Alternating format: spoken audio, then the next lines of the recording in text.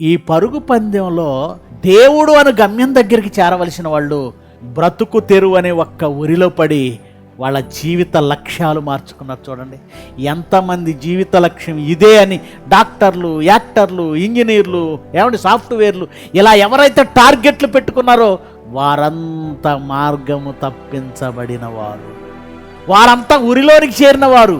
ఆ ఉరి వాళ్ళ భోజనం బ్రతుకు తెరువు, వారి భోజనము వారికి ఉరి. ఎలా ఉరైంది? దేవుని కోసం పని చేయవలసిన కాలాన్ని చదువు చదువు చదువు చదువు, ఉద్యోగం ఉద్యోగం ఉద్యోగం ఉద్యోగం, ధనార్జన ధనార్జన ధనార్జన, ఆ సమయాన్నంతా నీ బ్రతుకు తెరువు అనే ఉరి మింగేసింది. నీ బ్రతుకు తెరువు అనే ఉరి మింగేసింది. ఉరిలో చిక్కుకున్నావు. అంటే మనిషి దేనికోసం దేవుణ్ణి వదిలేస్తాడు? దేనికోసం? వారి భోజనము వారికి భోజనం ముఖ్యం అనుకుంటాడు మనిషి. బ్రతుకు తెరువు ముఖ్యం అనుకుంటాడు మనిషి. అందుకే మనిషి యొక్క టార్గెట్, గమ్యం దారి తప్పి దేవుణ్ణి వదిలేసి బ్రతుకు తెరువే ముఖ్యం అనుకొని వెళ్ళిపోయాడు. అది వానికి ఉరి, వారి భోజనం వారికి